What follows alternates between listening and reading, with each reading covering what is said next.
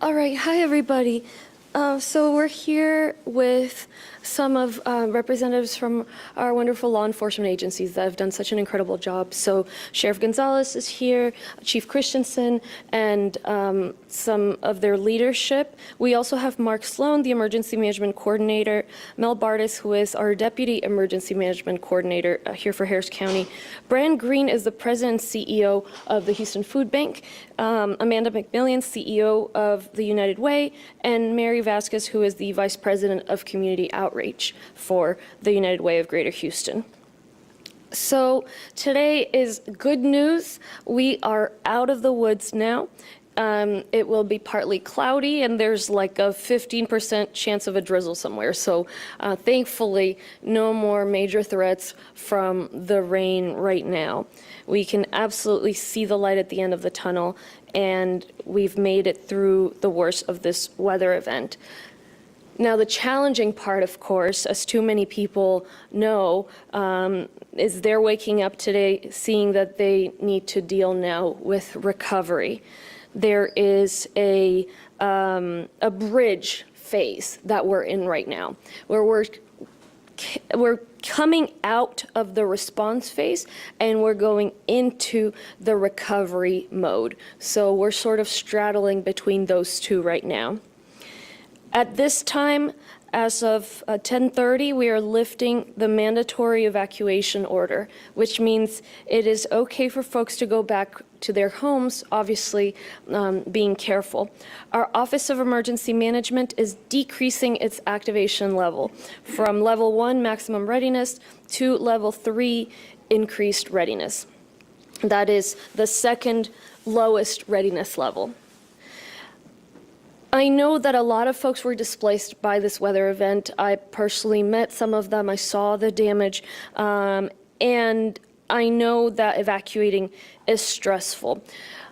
But I do want to thank people for following our advice. Flooding is one of the leading causes of deaths in these kinds of situations, and we haven't had a single death that we know of. We haven't had any major injuries that we know of.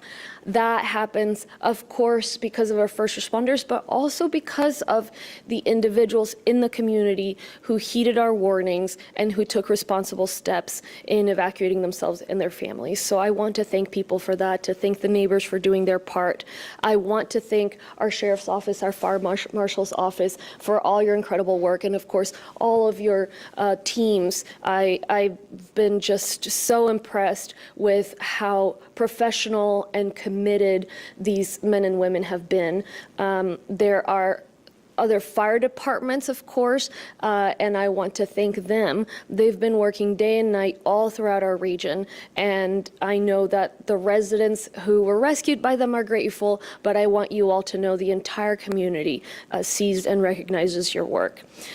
I can't possibly thank all the partners, of course, but I do want to acknowledge our federal partners, the state, the city, all our commissioner precincts, and our nonprofit partners, especially the Red Cross, the United Way. We're going to have a lot more going forward. And finally, everyone at the Harris County Office of Homeland Security and Emergency Management. They've been working so well. Mark Sloan and his team. And we're the only county in the nation to have a designated meteorologist. So I also want to thank Jeff Linder, who's not here because it stopped raining, but also because he's out in the field assessing the flood gauges. So we send a special thank you to Jeff Linder, who gave us accurate forecasts so that we weren't caught off guard by the major flooding. And that, I believe, was crucial to saving lives and keeping people safe. As far as rescues in total, as of this morning, 233 people have been rescued and 186 pets. And what I've heard, and of course the sheriff and fire marshal will be able to comment more on this, is that the rescues have really slowed. I don't think there really have been any since this morning. Here's what folks can expect today when they go back home. I know people want to see how their home is doing. And right now, the West Fork, you may still not be able to get to certain areas on the West Fork of the San Jacinto River, but the river's coming down pretty quickly. For people, particularly on in the Bella Woods, North Shore, Forest Cove neighborhoods, it's still going to have high water in some roads. Most other areas you'll be able to get to. Most areas, in most homes there are elevated, they won't be flooded, but of course on the roads there may still be flooding, maybe around 3 feet. Most roads are cleared in Kingwood, and so we think that the rivers are falling a little bit faster than the forecast is showing, but we do need people to be careful if they're going home and there's still water on the ground. Just remember that it's still important, even though the storm is out, to never drive into high water. That standing water may have debris, may have animals, may have hazardous materials, and that we need folks to just really give animals a very, very wide berth. There are rats, snakes, spiders, you name it. As far as the East Fork, the impacts right now in terms of the water that's there are significantly better. By tomorrow, we're expecting no water impacts on the East Fork in terms of accessibility. There still may be some water on a few of the roadways, but it's decreasing very quickly, and most roads will be opened back up at this point. Down at Rio Villa, which is south of Lake Houston, it is still flooded. The road is still underwater, so we don't believe that there's going to be the availability or the ability to go in really safely, maybe even into late tomorrow or even early Wednesday. But that's just for folks in the southern part, and we ask folks to just use their judgment, of course. If you were impacted by the recent flooding and you need help of any kind, please call 211. 211 can connect you with resources. Right now, these folks are working. They were just on a call just before we got here on activating all the resources. So 211 is led by the United Way. And what they do is they have a list of partners and they really itemize who can do what. So right now, all the partners are raising their hands and saying, you know, this is what I can do, this is when I can stand it up. But many of the services are not quite stood up yet. We'll know in the next 2 to 3 days what exactly is available, and we'll make an announcement and folks will be able to access that via 211. But just know really that's the number that everybody needs to know. It's available in multiple languages. What we do have available right now via 211 is the most urgent needs for this moment, and that is, of course, food and shelter. And so 211 will connect folks with the organization that can help muck and gut homes. So they'll come out, they'll help you even get your belongings out of there and just make the structure livable to where there's no black mold and you can stay there in some instances as opposed to having to stay somewhere else.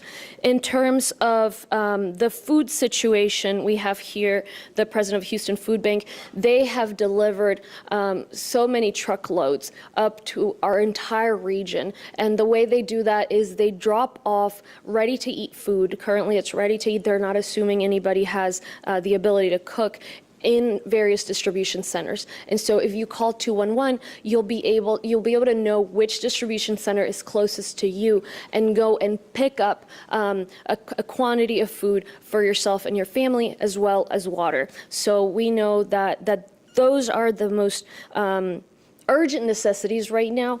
After that, we'll work on, as the other resources are stood up, there will be case managers that will help individuals via 211 access whatever resources are available to them, whether it be via the Red Cross, other organizations, and just how to help hold them over as they rebuild. In terms of cleaning up, getting the water out of their homes, making sure belongings are safe is really, really crucial. I want to make a point here about obviously mold and mosquitoes. These are the main two threats we have right now in the homes. So on mold, that's why you want to get it out as soon as possible, that black mold, before it becomes an issue for your family. And then mosquitoes, it is mosquito season. And as folks know, standing water is breeding grounds for mosquitoes. They can carry very dangerous diseases. And so our public health department will be out there in the affected areas. We'll be doing some testing. And if an area tests positive for disease, they will spray that. But they can't be everywhere. So we need your help getting rid of standing water as soon as possible, as soon as you get back home, tossing out anything that collects water, like tires, unused buckets, for example.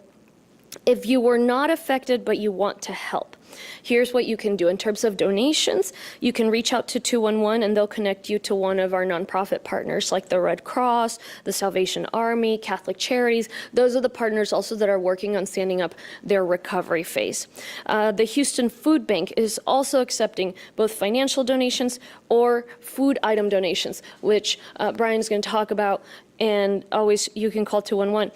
If you want to volunteer, I know in the past different organizations, churches, affinity groups have worked together to help with mucking and gutting.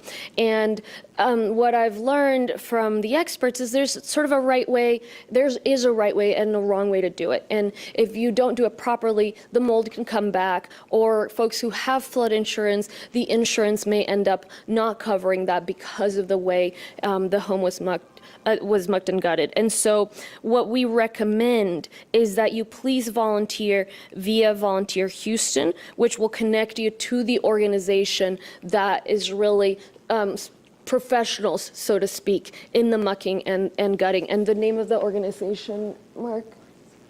Crisis Cleanup. Crisis Cleanup is the organization. So you can go directly to Crisis Cleanup and, have your group participate through them.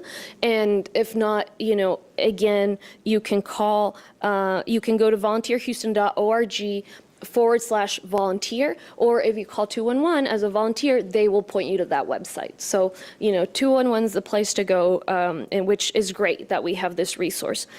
On our end, as I said, it's our bridge right now from the response phase to the recovery phase. And so we have county employees right now. Jeff Linder's surveying the gauges, making sure we understand how everything worked and exactly what the water levels are. But we also have our engineering team. We have our precincts and various organizations going door to door to see which houses were affected and how bad the damage was. And that's important because we help get the state that information so that they can request aid from the federal government.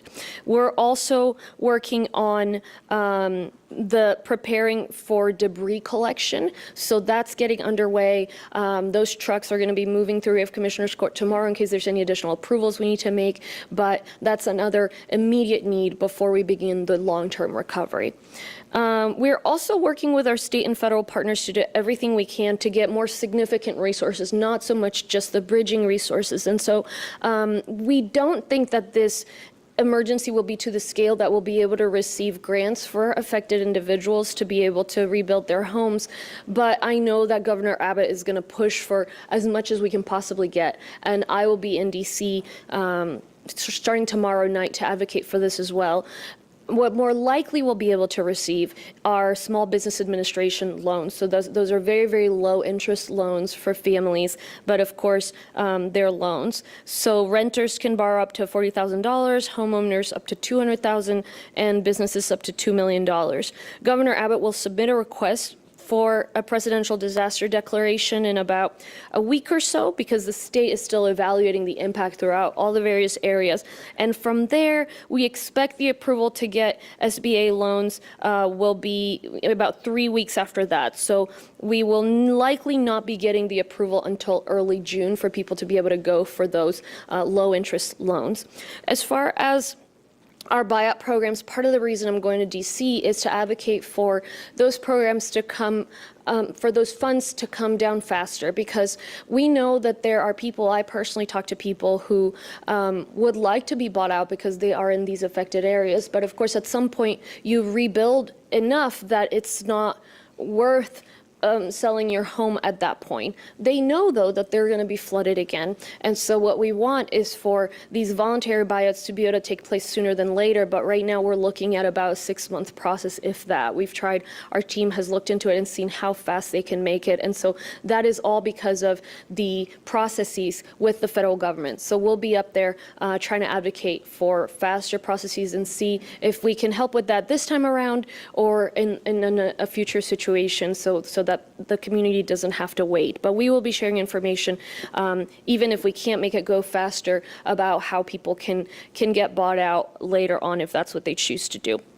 So we're definitely getting to the other side of this now. Upstairs is pretty much emptied of our partners that have been really directing the boots on the ground.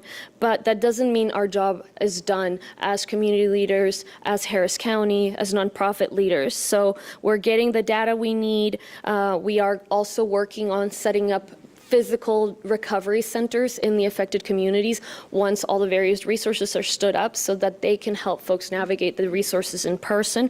And the information will help us figure out, what exactly we would need for another flood bond. It'll help us learn lessons so we do better next time.